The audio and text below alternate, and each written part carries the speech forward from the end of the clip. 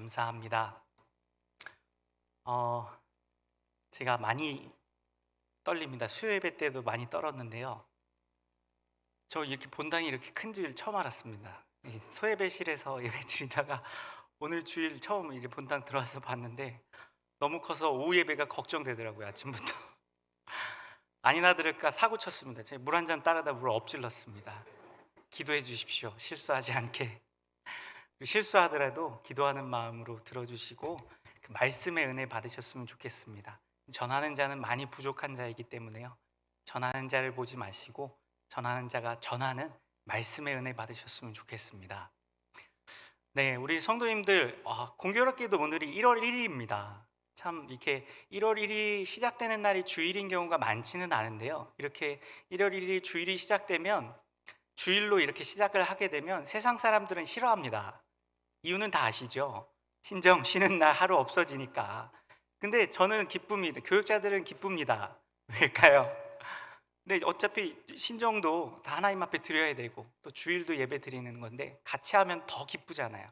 그리고 더 많은 성도님들이 예배를 통하여서 하나님께 영광 올려드리고 예배로 한 해를 시작할 수 있다는 것, 이것이 참 기쁨이기 때문에 전 기쁜 것 같습니다.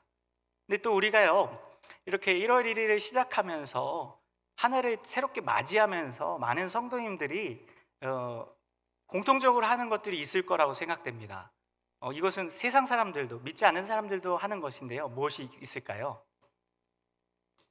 무엇이 있으십니까? 우리 성도님들 새해를 시작하시면서 하는 것 중에 우리는 예배로 시작하고 또 집에 돌아가서 아마 한 해 계획을 이렇게 세우시는 분들이 더러 있으실 겁니다.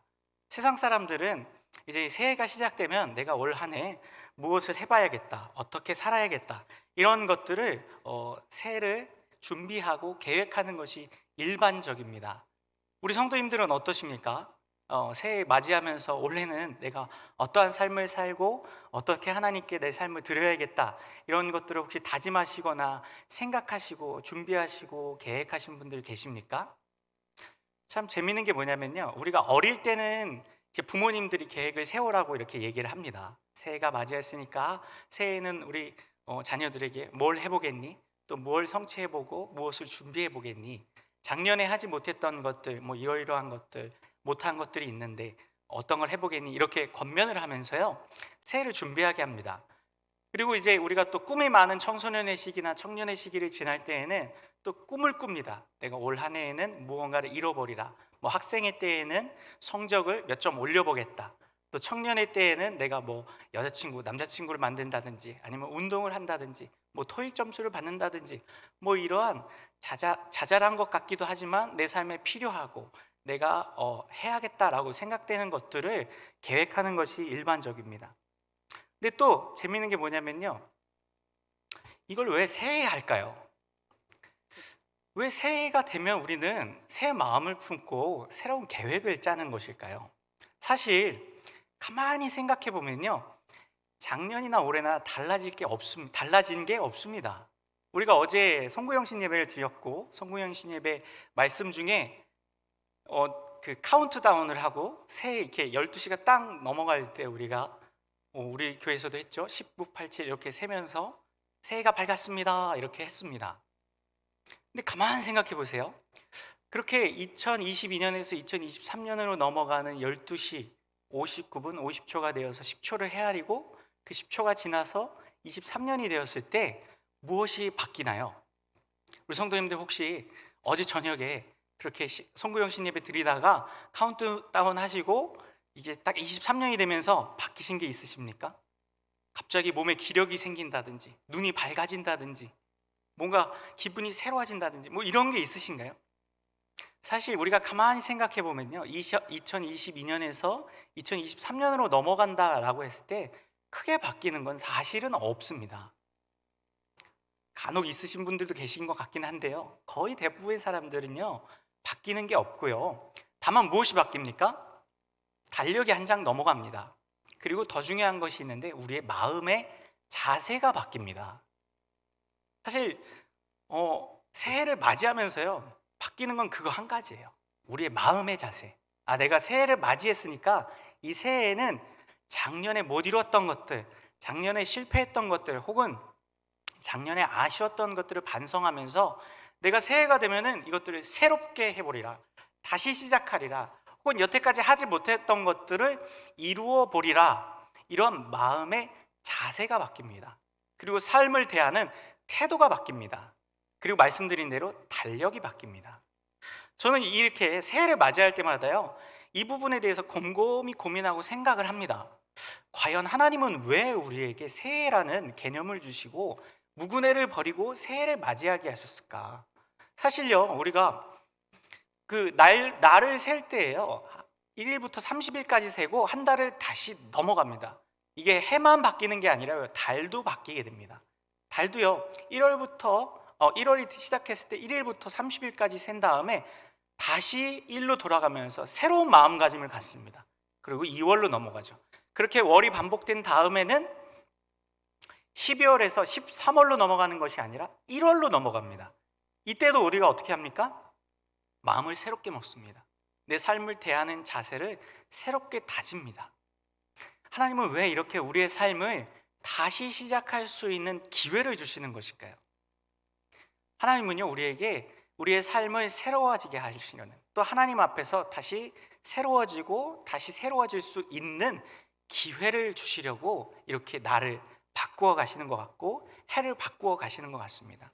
사실 물리적으로나 우리의 삶에서 변화되는 것은 보이는 것이 없고 실제적으로 크게 변화되는 것이 없지만, 하나님이 허락하신 그 마음으로 새로운 마음을 품게 하시고 새로운 마음을 먹게 하시기 때문입니다. 이처럼요, 우리가 새로운 마음을 먹을 때에 그럼 새롭게 우리의 삶의 자세를 대하고 새롭게 하나님이 주신 기회를 받았을 때에 우리는 그럼 무엇을 준비하고 무엇을 계획해야 할까요? 하나님이 우리에게 모처럼 주신 새해의 기회인데, 우리 성도님들은 올 한 해 2023년 새해를 어떻게 보내실 작정이십니까? 계획을 세우셨습니까? 2022년처럼 똑같이 그냥 건강하게 무탈하게 집에 사고 없고 하는 일 잘 되고 직장이나 사업이 형통하면 됐지, 이러한 생각을 가지고 계십니까? 아니면 송구영신 예배를 드리고 또 이렇게 1월 1일 첫 예배를 드리면서 하나님이 내게 또 새해를 허락하여 주셨으니 내가 이번 새해에는 하나님이 주신 새 마음으로 새로운 삶을 다시 시작해 보리라 생각을 품으십니까? 저는 우리 성도님들께 권면드리고 싶습니다. 하나님이 주신 기회를 잡으시기 바랍니다. 2023년은요, 그냥 매년 오던 매해가 아닙니다. 하나님이 우리에게 또다시 새롭게 주신 기회이고 하나님의 뜻이 담긴 올 한 해가 되길 소망합니다. 그렇다면 우리는 이렇게 하나님이 주신 기회이며 하나님이 주신 뜻인 2023년을 어떻게 준비하고 무엇을 계획해야 할까요? 저는 오늘 이것에 대해서 나누고 싶습니다. 우리에게 주신 기회, 하나님이 우리를 다시 시작하게 하셨는데 과연 우리는 무엇을 준비하고 무엇을 계획해야 하는 것인가? 일반 세상 사람들이나 일반적인 사람들은요, 가장 먼저 하는 게 말씀드린 것처럼 계획을 합니다. 첫 번째로는요, 내가 이번 한 해에는 새롭게 계획하리라. 일반적으로 이제 건강에 대한 부분들을 많이 계획합니다. 작년까지는 내가 운동을 못했는데 운동을 하리라. 저 같은 경우에는 매년 계획을 합니다. 살을 빼리라. 보시는 바와 같이 못합니다. 이처럼요, 무언가 우리 육신에 대해서 계획을 합니다. 또 가정에서도 계획을 합니다. 올 한 해 우리 가정에서는 화목하게 가정 예배를 드리자. 혹은 올 한 해 우리 가정에서는 좀 가정 경제를 좀 살리기 위해서 한번 1,000만 원 저축을 해보자. 1,000만 원 너무 크신가요? 100만 원 저축을 해보자. 이런 식의 가정 경제나 가정을 계획합니다. 또 직장에서는 어떻습니까? 직장에서도요, 새해를 맞이하면 새로운 것들을 계획합니다.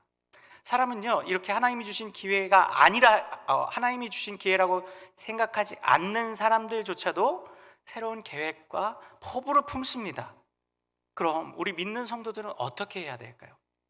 제가요, 우리 성도님들, 우리 한누리 전원교회에서 성도님들께는 아직 여쭤보지 못했는데요, 제가 이전까지 사역했던 교회들에서 우리 성도님들께 올해 계획이 무엇입니까? 이런 걸 여쭤보면요, 크게는 이제 신앙적인 부분에서의 계획들을 말씀해 주시고요, 또 말씀드린 것처럼 개인의 삶이라든지 건강 문제라든지 경제적인 것들에 대해서 계획을 합니다. 근데 중요한 부분이 있습니다. 계획을 한다고 해서 그 계획대로 되던가요? 사실 중요한 게 이것입니다. 우리가 계획을 세우고 포부를 품고, 이게 신앙적인 부분이든 삶의 영역이든 또 경제적인 부분이든 또 사람과의 관계에서든 계획을 짜고 생각을 합니다. 준비를 합니다. 근데 중요한 건 뭐냐면 그 계획대로 되는 게 잘 없습니다. 그러다 보니까요, 아까 제가 말씀드렸는데 학생의 때 또 꿈이 많은 청소년 청년의 시기에는 그런 계획이나 꿈을 많이 꾸는데, 시간이 지나고 나이가 들어가면서 또 가정을 꾸리고 자녀를 낳고 이러다 보면 어떻게 됩니까? 계획을 잘 못합니다. 왜냐하면요, 경험상 계획을 한다고 계획대로 되는 게 거의 없더라. 또 사고 쳤어요. 거의 없더라. 이게 경험적으로 쌓이는 거예요. 내가 삶을 살아보니까 내가 아무리 원대한 계획을 품고 신앙적이든 또 뭐 그것이 사회적이든 내 삶의 영역에 있어든 건강에서든 이런 계획들을 품었는데 그 계획대로 연말이 되면 항상 돌아봤을 때 계획대로 된 것이 잘 없다. 또 우리 속담에 무슨 말이 있습니까? 계획대로 3일도 채 하지 못하는 그런 우리의 마음들도 있고 우리의 삶도 있다는 것을 우리가 잘 알고 있습니다. 그러다 보니까 어떻게 합니까? 계획을 잡지 않습니다. 근데 모든 사람이요, 자기 삶을 한 해를 맞이하고 또 자기 삶에 대해서 계획을 하지 못하지만 다른 걸 합니다. 계획을 하지 못하는 분들은 무엇을 할까요? 염려를 하게 됩니다. 계획대로 되지 않는데, 근데 내 삶을 바라보면 이루어야 할 것들, 또 해결돼야 할 문제들이 여전히 많이 있습니다. 뭐 예를 들어서 건강의 문제라든지, 요즘 같은 경우에는 또 경제가 많이 어렵지 않습니까? 우리 성도님들도 아마 요즘 경제적으로 여유 있고 정말 내년도 올해와만 같았으면 좋겠습니다 하시는 분은 많지 않을 겁니다. 내년에는, 이제는 올해죠, 올해는 작년보다는 조금만 더 좋아졌으면 좋겠습니다, 이런 마음을 품습니다. 이처럼요, 우리가 아무리 계획을 한다 할지라도요, 우리가 우리의 뜻대로 되지가 않는 것이 우리 인생입니다.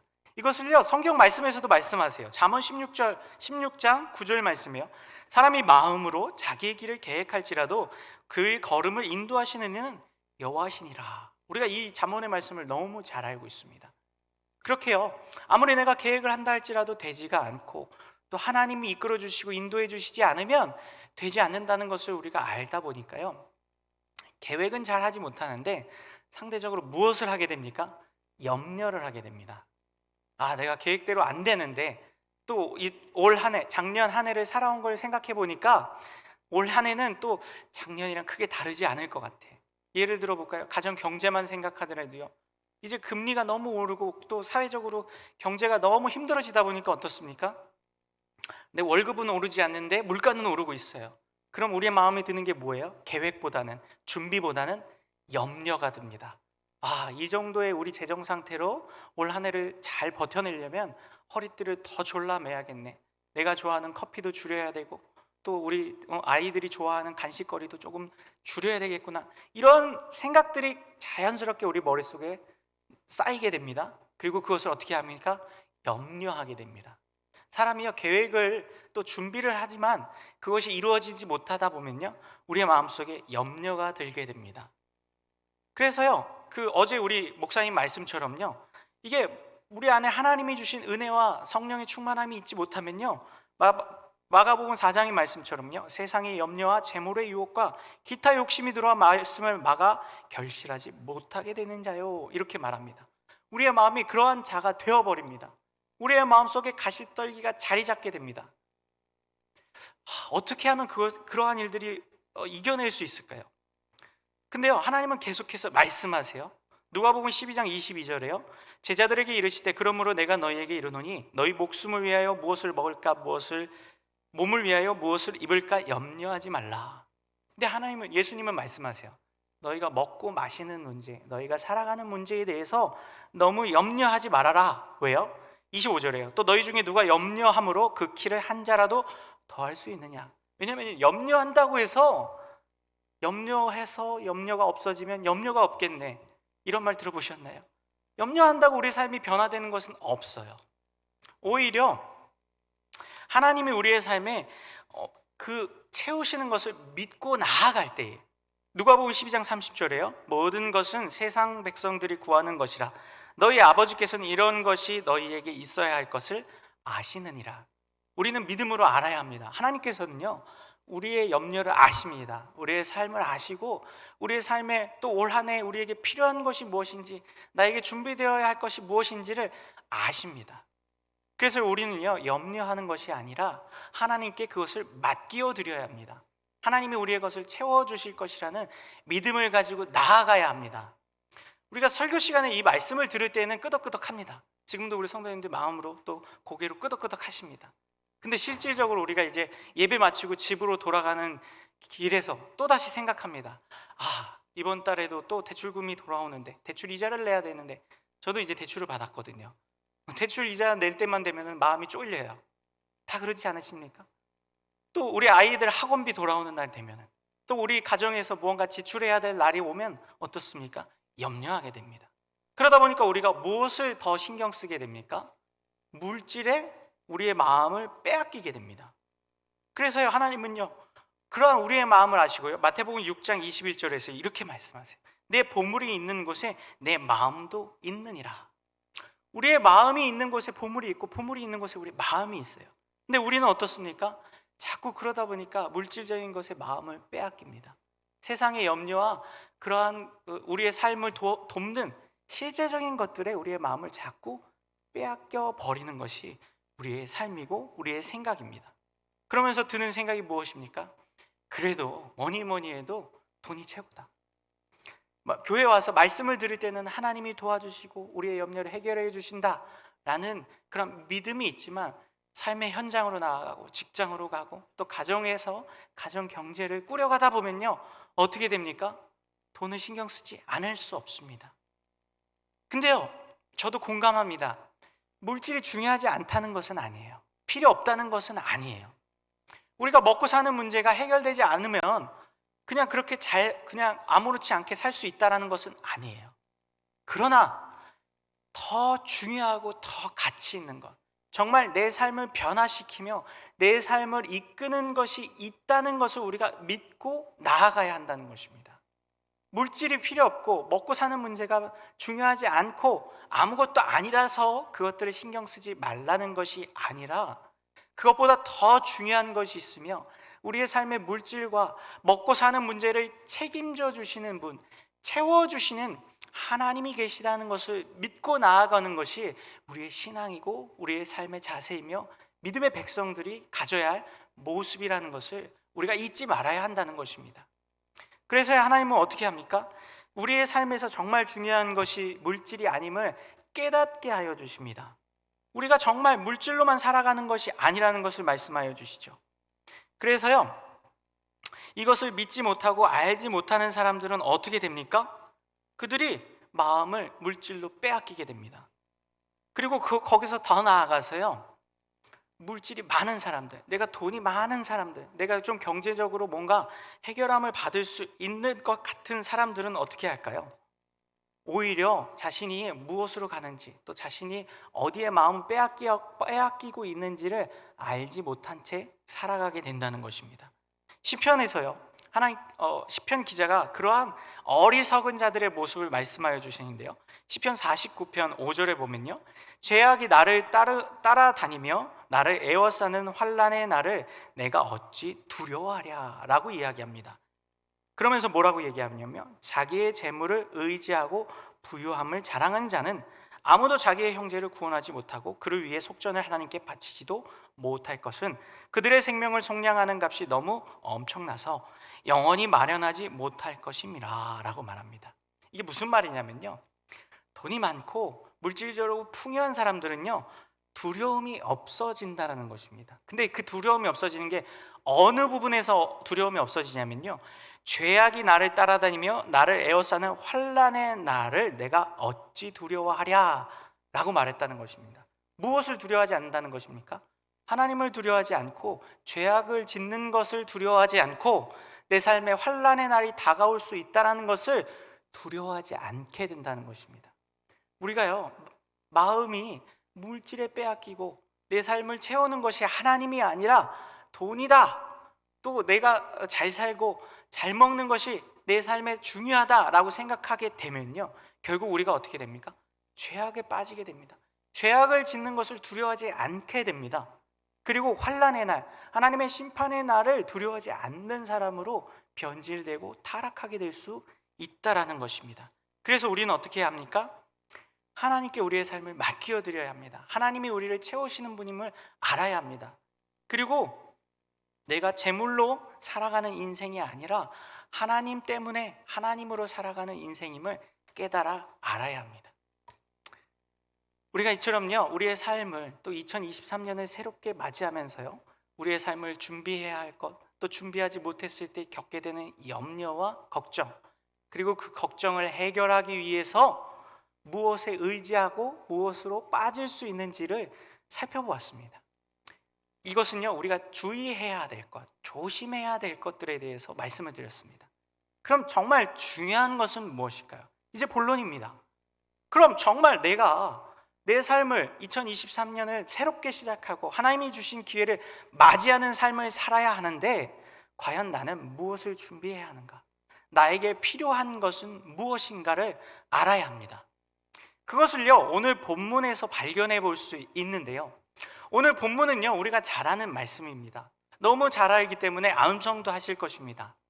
근데요, 이 말씀이 어떠한 정황 가운데, 어떠한 상황 가운데 우리에게 주신 말씀인지를 우리가 다시 한번 상기해 볼 필요가 있습니다. 오늘 본문의 말씀은요, 예수님께서 승천하시기 전에 마지막으로 제자들에게 당부하신 당부의 말씀이며 우리에게 주신 지상 명령이며 대위임 명령임을 우리가 너무 잘 알고 있습니다. 그죠? 그래서 이 말씀에 대해서 우리가 선교적 명령임을 잘 알고 있습니다. 근데 이것을요, 선교적 명령으로만 생각해서는 안 됩니다. 그럼 무엇이 되어야 할까요? 우리 삶의 지표가 되는 말씀, 우리 삶의 중요한 토대와 힘이 되는 말씀으로 우리가 받아야 합니다. 하나님이 주신 그 성령의 권능을 통해서 선교도 할 수 있지만 땅끝까지 이르러서 말씀을 전하고 복음을 전하는 삶을 사는, 증인된 삶을 살아내는 것도 맞지만, 중요한 것은요, 그 성령의 권능을 통해서 우리의 삶 전체를 살아내야 된다는 것입니다. 꼭 선교하는 사람에게만 주신 말씀이 아니라는 말씀입니다. 왜요? 이 말씀의 정황을 우리가 좀 더 생각해 보면요, 알 수 있습니다. 우리가 잘 아는 것처럼 예수님은요, 십자가에 돌아가십니다. 그리고 3일 만에 부활하십니다. 근데 예수님이 십자가에 돌아가시고 난 다음에 제자들이 어떻게 되지요? 우리가 잘 아는 것처럼 제자들은 다 도망가고 숨어버립니다. 제자들이 와해돼요. 예수님을 따라가는 제자가 한 명도 없습니다. 근데 그렇게 제자들이 다 뿔뿔이 흩어졌는데 누가 제자들을 한 사람 한 사람 만나시고 세우시고 다시 회복시키십니까? 예수님께서 제자들을 다시 만나시고 그들을 회복시켜 주십니다. 우리가 잘 아는 것처럼요, 제자들이 숨어 있는데 어느 그 숨어 있는 곳으로 예수님께서 찾아가셔서요, 그 제자들을 만나십니다. 그리고 또 제자들이요, 예수님의 부활하신 부활체를 보고 만났음에도 불구하고요, 다시 어떻게 됩니까? 디베리아 바닷가로 가서 그물질을 합니다. 왜요? 생계가 있으니까요. 여기서 사도들이라 할지라도, 제자들이라 할지라도 먹고 사는 문제, 자신들의 삶을 영위하는 문제에 있어서 그 문제를 해결하지 못한다는 것을 또한 발견하게 됩니다. 근데 그들을 찾아가서 예수님이 어떻게 하십니까? 배 오른편에 그물을 내려서 다시 고기를 잡게 하십니다. 그리고 그들에게 조반을 차려주십니다. 아침밥을 차려주세요. 그리고 아침밥을 먹이고 실족해 있는 자들, 그들의 마음이 무너져 있는 심령을 예수님께서 다시 세워주십니다. 그 대표적인 인물이 바로 베드로이죠. 베드로는 어떻습니까? 예수님을 3번 부인하였어요. 그래서 부활하신 예수님을 만난 다음에도 자신 있게 예수님께 다가가기 어려워했습니다. 그래서 예수님이 어떻게 하십니까? 베드로에게 3번 물으시지요. 내 양을 먹이라, 내 양을 치라, 내 양을 먹이라, 이렇게요. 그렇게 베드로를 다시 회복시키시고 세우십니다. 그렇게 제자들과 40일을 함께 하신 후에 바로 오늘의 본문의 사건이 일어나게 됩니다. 근데 이 오늘의 본문의 사건을요, 우리는 잘 압니다. 예수님이 이 말씀을 하신 다음에 어떻게 되십니까? 하늘로 승천해 올라가십니다. 근데 제자들은 알지 못하는 상황입니다. 제자들은 이제 이후로 예수님께서 어떻게 되실지에 대해서 알지 못한 상황 가운데 있습니다. 근데 예수님이 보시기엔 어떻습니까? 걱정이 돼요. 왜요? 이제는 예수님이 이 땅에 계시지 않습니다. 제자들과 함께 하셨던 공생의 사역도 마치셨고 이제 십자가와 부활도 이루셨습니다. 예수님이 이 땅에서 하셔야 할 사역은 다 마무리하셨습니다. 이제 예수님께서는 하늘로 올라가셔야 합니다. 그럼 남겨지는 자들은 누구입니까? 제자들입니다. 사도들입니다. 그 사도들을 보는데 마음이 어떠셨을까요? 안타까우시겠죠. 아직도 여전히 부족합니다. 우리가 생각할 때요, 사도들이 언제 능력을 받고 언제 권능을 받았다고 생각하십니까? 예수님과 공생의 사역을 하면서 예수님을 따라다니면서 능력을 받았을까요? 아닙니다. 그럼 예수님께서 십자가에 죽으시고 부활하신 그 부활의 사건을 경험한 다음에는 이제 제자들이 용기를 얻고 사도로서 또 증인된 삶을 살아내나요? 역시 아닙니다. 우리가 잘 아는 것처럼, 말씀드린 것처럼 티베리아 바닷가로 나가서 다시 그물질하고 아직도 여전히 부족한 모습입니다. 그럼 그들이 과연 언제 어떻게 정말 사도의 모습으로 거듭나게 되는 것일까요? 예수님은요, 그들이 사도의 모습으로 거듭나기 위해서 필요한 것이 있다는 것을 오늘 본문을 통해서 말씀하여 주고 계십니다. 뭐라고 말씀하실까요? 4절의 말씀을 우리 함께 읽어보겠습니다. 함께 읽습니다. 시작. 사도와 함께 모이사 그들에게 분부하여 이르시되,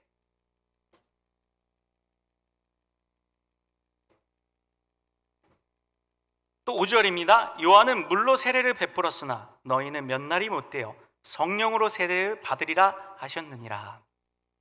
예수님께서는요, 사도들에게 이제 예수님이 승천하신 후 이 사도들과 제자들에게는 이제 새로운 삶이 시작되고 증인된 삶이 시작되어야 하는데, 그들에게 당부하시며 그들에게 필요한 것이 무엇인지를 오늘 본문 지금 읽은 말씀을 통해서 말씀하여 주십니다. 그들에게 필요한 것은 무엇입니까? 성령이 필요합니다. 그들을 인도하여 주실 분, 그들을 이끌어 주실 분, 그들을 가르치시고 그들에게 예수님의 가르침을 생각나게 해 주실 분이 필요하다는 것을 아셨습니다. 그래서 제자들에게 뭐라고 말씀하십니까? 야, 너네 내가 이제 승천하고 난 다음에 들떠갖고 승천하는 모습까지 보면 어떻습니까? 예수님이 죽으시고 부활하시고 승천하는 모습까지 보니까 그들은 어때요? 마음이 들뜰 수가 있겠죠. 그래서 막 중구난방으로 자기들 마음대로 세상으로 나아갈 수 있습니다. 근데 예수님이 뭐라고 하세요? 나가지 말아라. 괜히 흩어지지 말아라. 그리고 어떻게 합니까? 흩어지지 말고 함께 모여서 무엇을 기다리래요? 성령님을 기다리래요. 그리고 그 성령님이 주신 권능으로 너희가 이제 나아가야 한다라고 얘기하십니다. 그들에게 가장 필요한 것은요, 돈도 아니고 그들의 언변도 아니고 그들이 예수님과 경험했던 그런 추억이나 체험도 아니었던 것입니다. 부활하신 부활의 몸을 입으신 예수님을 보았다라는 그러한 본 것이 중요한 것이 아니라 그들 마음과 심령 가운데 그들을 이끌어 주시는 성령님이 계실 때 그들에게서 큰 힘과 권능이 나타난다는 것을 아셨기 때문에 예수님께서는 그들에게 약속된 그 성령, 아버지께서 약속하신 그 성령님을 받을 때까지는 나가지 말고 기다려라. 그리고 그 성령을 받은 다음에 어떻게 하라고 말씀하십니까? 그 다음에 증인된 삶으로 땅끝까지 이르러 증인되라고 말씀하십니다. 예수님이 말씀하신 이 성령님은요, 하나님께서 이미 오래전부터 예언하시고 약속하여 주신 성령님이십니다.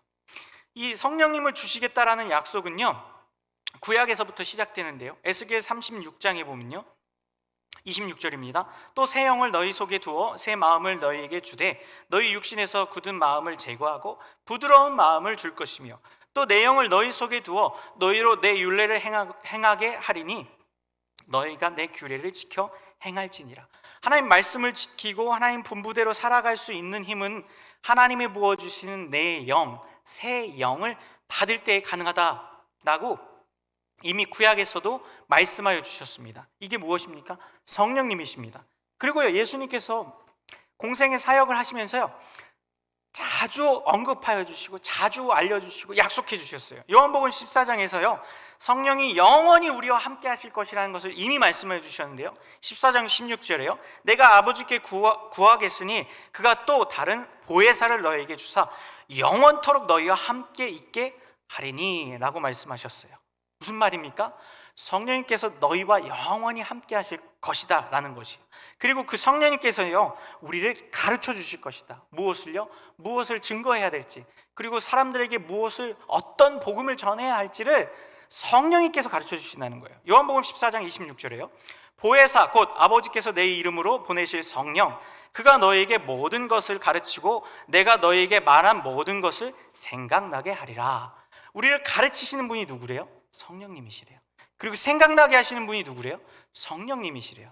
그러니까 제자들이요, 예수님 따라다니면서 3년 동안 뭘 배웠을까요? 다 까먹었습니다. 언제요? 예수님 십자가 못 박히실 때 다 까먹었어요. 왜요? 다 까먹었으니까 다 도망가죠. 예수님이 약속하여 주시고 부활하실 것을 다른 사람들에게는 알려주시지 않았는데 제자들에게는 이미 예언하여 주시고 알려주셨는데 다 까먹었어요. 왜 까먹었을까요? 두려우니까요. 그리고 성령님이 그들 안에 없으니까요.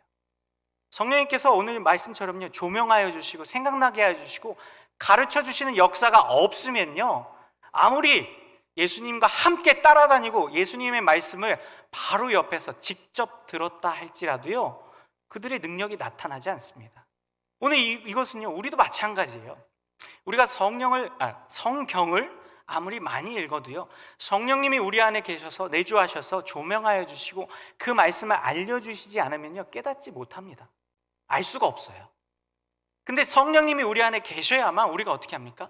그 말씀의 의미가 깨달아지고 생각나서 올 한 해를 성경의 말씀대로, 하나님의 말씀대로 살아갈 수 있게 된다는 것입니다. 이 성령님이 또요, 예수님이 어떤 예수님인지를 또 알려주세요. 요한복음 15장에요 26절입니다. 내가 아버지께로부터 너희에게 보낼 보혜사 곧 아버지께로부터 나오시는 진리의 성령이 오실 때에 그가 나를 증언하실 것이요 라고 얘기했어요. 우리가 복음에 대해서 잘 이해할 수 있는 것도 성령님이 우리 안에서 증언하여 주실 때 가능하다는 것입니다. 이 위에도요, 성령님이 주시는 유익함은 이루 말할 수 없습니다.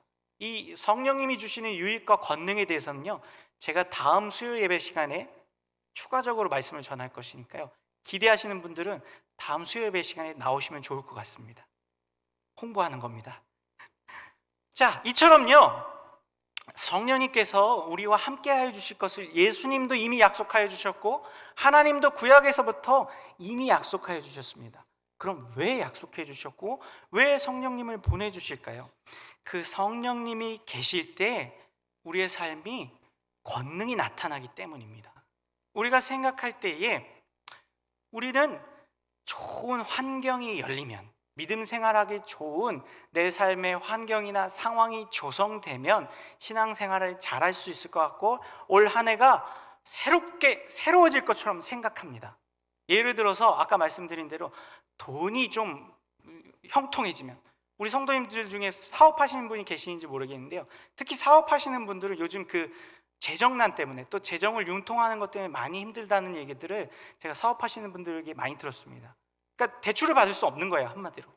근데 이 대출 문제는 사실은 뭔가 조금만 풀려지면 누구나 받을 수 있거든요. 근데 요즘은 이제 경제가 너무 어려우니까 안 돼요. 그래서 대출을 받으면, 그러니까 23년 올해에 내가 필요했던 그 사업에 필요했던 자금이 융통이 되면 내 삶이 새로워질까요? 또 건강에 있어서요, 2022년 동안 내가 몸이 많이 안 좋았는데, 혹 지병이 있으시거나 혹 사고를 당하셨거나 건강이 안 좋았던 분들이 있으신지 모르겠습니다. 제가 오늘 왔기 때문에 우리 성도님들 파악을 못했는데요, 혹 있으실 수 있습니다. 그런 분들을 한번 상정해 놓고 생각해 보자고요. 그 지병이 올해는 나아요. 예를 들어서 이렇게 있었던 그 골절상이라든지 아니면 가지고 있었던 혈압이나 당뇨라든지 이런 게 약을 쓰니까 혹은 또 하나님의 기적적인 은혜로 도와주셔서 나아요. 그럼 우리의 삶이 변화되고 권능이 나타날까요? 사실은요, 그렇게 변화된다고 해서 우리의 삶이 변화되는 것이 아닙니다. 상황이 바뀐다고 해서 변화되지 않습니다. 그럼요, 우리 안에 성령님이 계실 때, 우리 안에서 성령님이 역사해 주시고 힘을 주시고 은혜를 주실 때에 상황과 환경이 바뀌지 않는다 할지라도 우리의 삶이 변화될 수 있다는 것을 우리가 기억해야 합니다. 이것을요, 무엇을 통해 알 수 있냐면 오늘 본문에서도 그러한 상황과 환경을 열어달라는 제자들의 부탁 또 제자들의 질문이 있습니다. 오늘 본문 6절의 말씀과 7절의 말씀을 보겠습니다. 오늘 6절 7절 말씀 함께 보겠습니다. 한 목소리를 읽겠습니다. 시작. 그들이 모였을 때에 예수께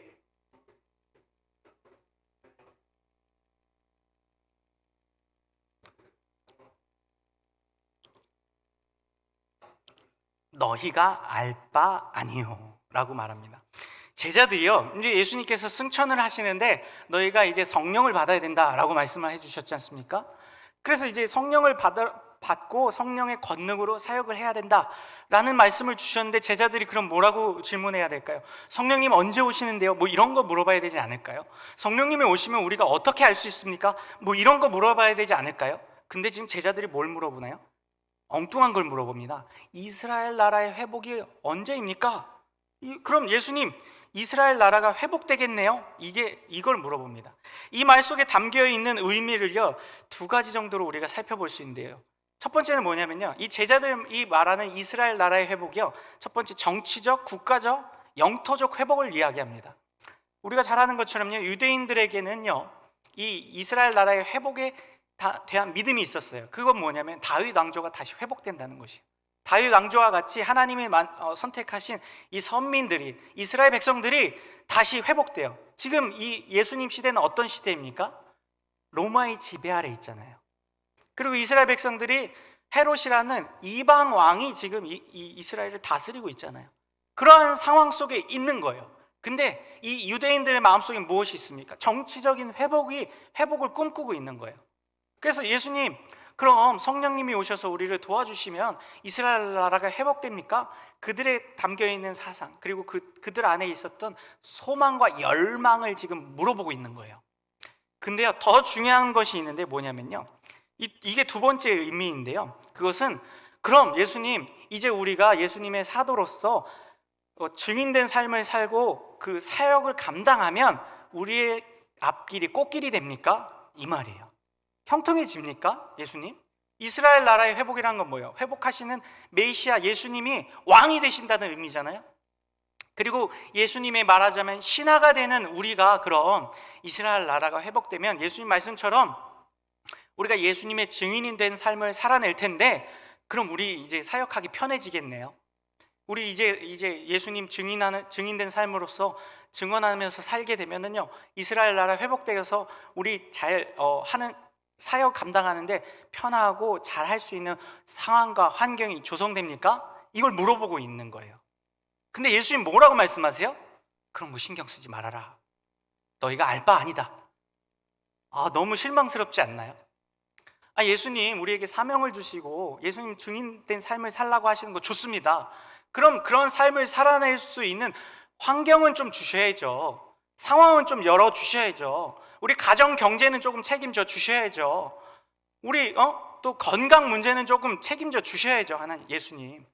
그렇게 우리의 삶의 건강이라든지 재정이라든지 또 여타의 재반 조건들을 조금 잘 조성해 주신 다음에 그럼 제가 열심히 사도의 삶을 살아보겠습니다. 증인된 삶을 살아보겠습니다. 이렇게 말하는 거예요. 사실 이 말은요, 저도 많이 합니다. 저도 기도할 때요, 사실 하나님께 형통한 상황과 환경들을 열어달라고 기도합니다. 근데 예수님이 그것이 잘못됐다라고는 얘기하지 않으세요. 우리가 그러한 삶을 놓고 기도할 수 있고 기도해야 합니다. 근데 그것이 다가 아님을 알아야 됩니다. 그것이 전부가 아님을 알아야 됩니다. 그리고 형통한 삶이 아니라도 이스라엘 나라가 회복되지 않는다 할지라도 어떻게 하라고 하십니까? 증인된 삶을 살아내라고 합니다. 더 중요한 것은 이스라엘 나라가 회복된 것처럼 우리의 삶이 형통하여지고 복음 전하기 좋은 상황과 재반 여건이 갖춰지지 않아도 성령님이 주신 권능을 갖고 복음을 전하고 하나님 뜻대로 힘을 가지고 살아내는 삶을 살 수 있다라고 말씀하십니다. 8절 말씀 함께 읽어보겠습니다. 우리가 잘 아는 말씀인데요, 암송하실 수 있는 분은 암송하셔도 좋을 것 같습니다. 함께 읽습니다. 시작. 오직 성령이 너희에게 임하시면 사마리아와 땅끝까지 이르러 내 증인이 되리라. 예수님 뭐라고 말씀하세요? 형통하는 거, 이스라엘 나라의 회복, 너희가 사역하는데 편해지느냐 안 하느냐, 그런 거는 너희 알 바 아니다. 그렇게 돼도 증인된 삶을 살아야 되겠고, 그렇게 되지 않아도 증인된 삶을 살아야 하는데, 근데 어떻게 할 때 그 삶을 살아낼 수 있대요? 성령이 임하시면 그 성령님이 우리에게 무엇을 주십니까? 권능을 주신다는 것입니다. 그 권능을 가지고 예루살렘과 사마리아와 유대와 사마리아와 온 땅 끝까지 이르러서 증인된 삶을 살아낼 수 있다는 것입니다. 이 말씀은 저와 오늘 우리 성도님들에게 동일하게 주시는 말씀일 줄 믿습니다. 저와 우리 성도님들에게도요, 2023년을 새롭게 시작하는 우리에게 오늘 이 말씀을 주시는 것입니다. 2023년에는 하나님, 우리 가정경제가 좀 펴겠습니까? 제 건강 상태가 조금 나아지겠습니까? 그것이 잘못됐다는 건 아니에요. 그것을 구하고 그것을 물어볼 수 있습니다. 근데 하나님 말씀하여 주세요. 그게 되던 되지 않던, 내 가정경제가 피던 피지 않던, 내 건강이 더 좋아지던 좋아지지 않던, 내 자녀가 대학에 가던 못 가던, 우리 부모님이 더 건강해지고 더 오래 사시던 안 사시던, 내 삶이 변화되던 되지 않던, 우리가 신경 써야 되고 우리가 기도해야 할 바는 무엇이라고요? 성령님이 주신 권능으로 살아가겠습니다. 그 권능에 의지하여 살아가는 인생이 되라고 오늘 말씀하여 주고 계신 것입니다. 이 말씀은 저와 우리 성도님들에게 오늘도 주시는 말씀일 줄 믿습니다.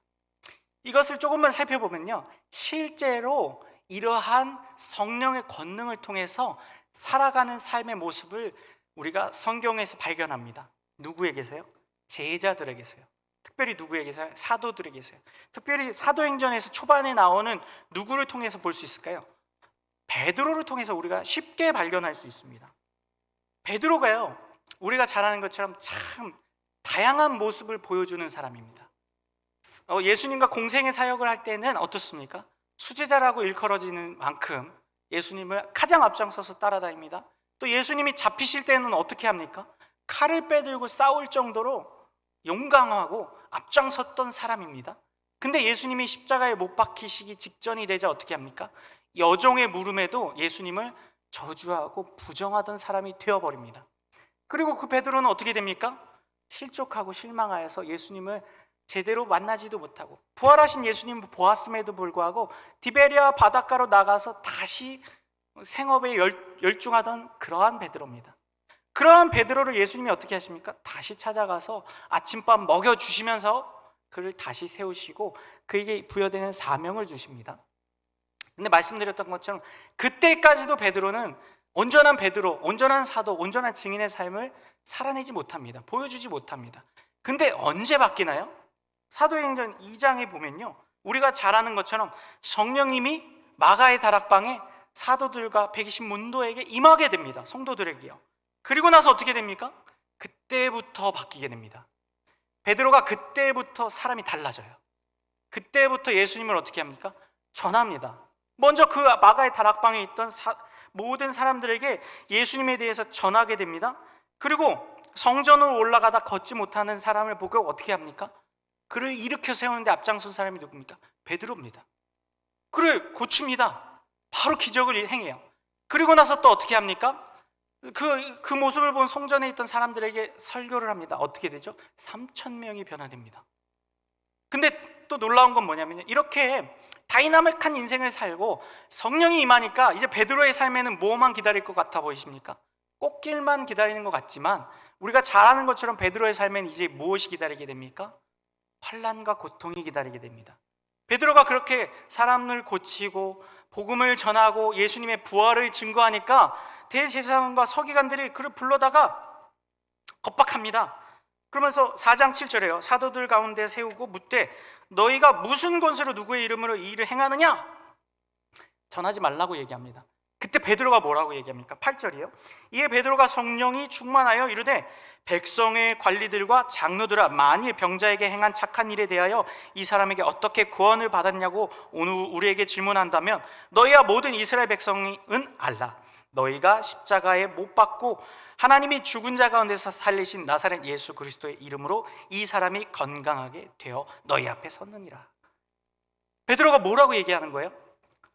내가 이런 능력을 행할 수 있는 이유는 성령님이 내 안에 계시고 그 성령님이 우리 예수 그리스도를 증거하게 하셨기 때문이며, 이 안진뱅이, 이 걷지 못한 자를 세운 것은 예수 그리스도 이름으로 한 것이다. 근데 그 말을 할 수 있었던 이유는 뭐예요? 성령의 충만함을 받아서요. 그리고 나서 계속해서 베드로는 어떻게 됩니까? 대제사장들에게 핍박을 당합니다. 옥에 가두게 됩니다. 또 죽이려고까지 합니다. 근데 그때마다 어떻게 됩니까?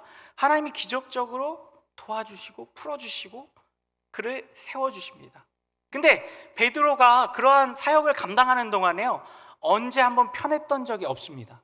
항상 핍박을 당하고 항상 방해를 당하고 항상 세상 권력들은 베드로가 사역하지 못하게 막습니다. 그럼에도 불구하고 베드로는 어떻게 합니까? 사역을 감당합니다. 그 일들을 행하게 됩니다. 그럴 수 있는 이유는 무엇이라고요?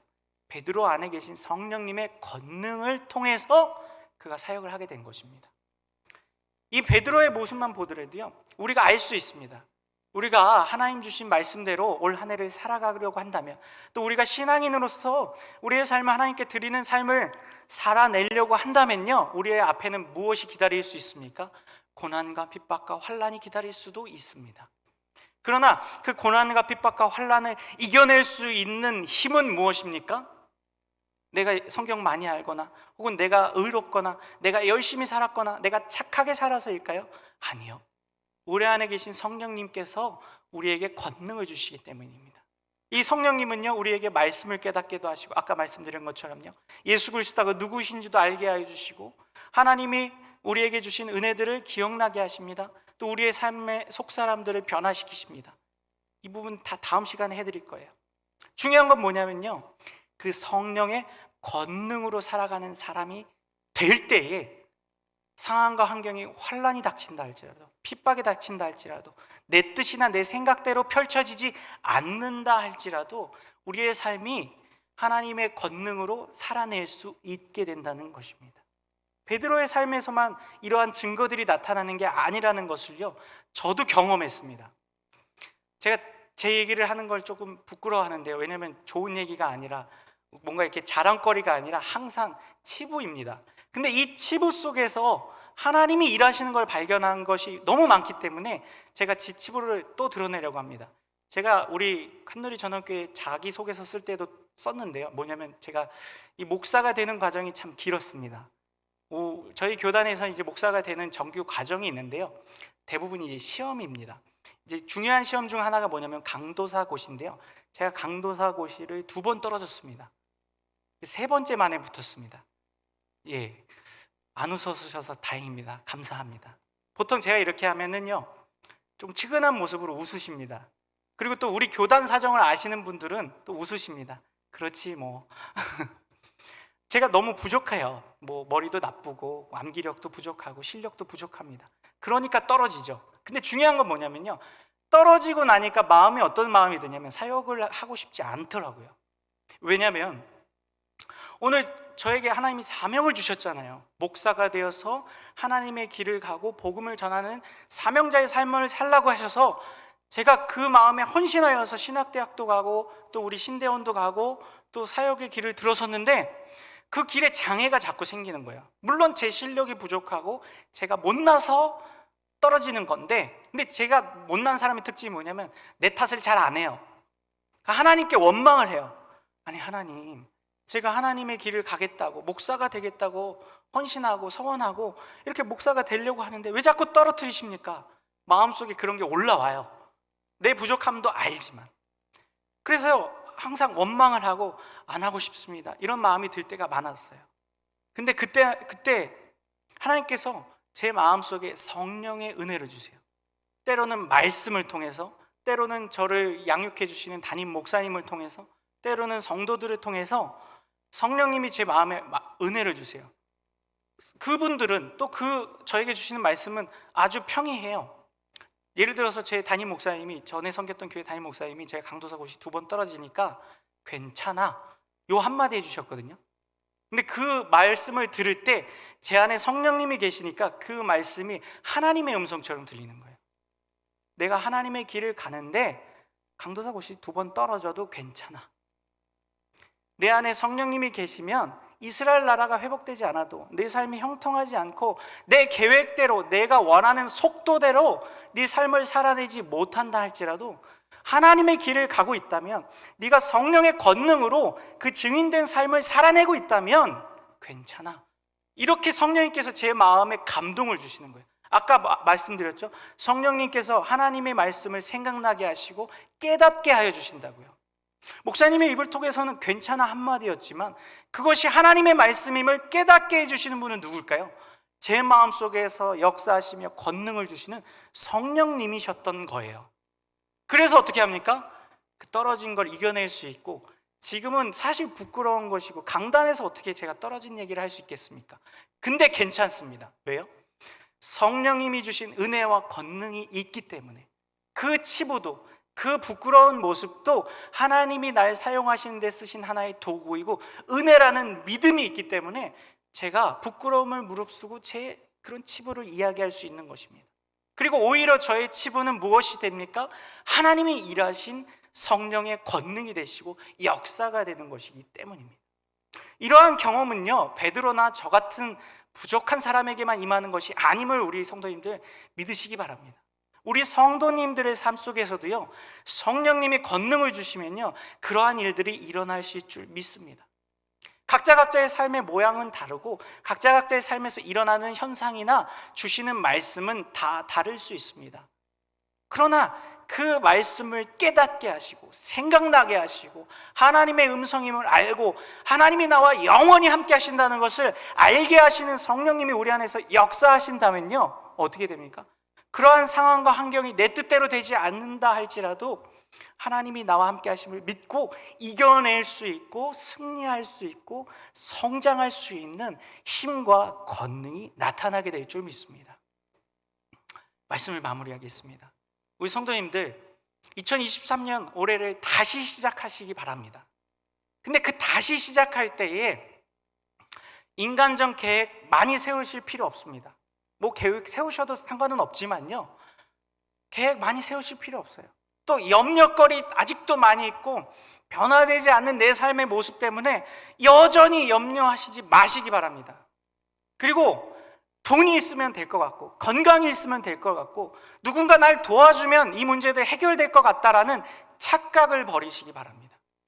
그럼 무엇을 구하고 어떤 힘을 간구해야겠습니까?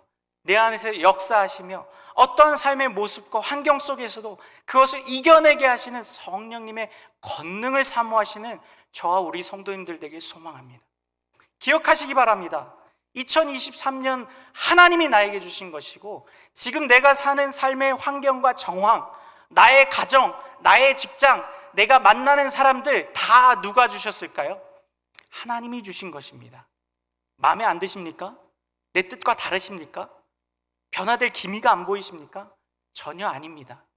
중요한 것은 그 상황과 정황과 환경, 직장이라 할지라도 가정이라 할지라도 내 건강 상태라 할지라도 그것을 주신 분도 하나님이고 그것을 이겨낼 수 있는 권능과 힘을 주시는 분도 하나님이심을 믿고 나아가는 저와 우리 성도님들 되길 소망합니다.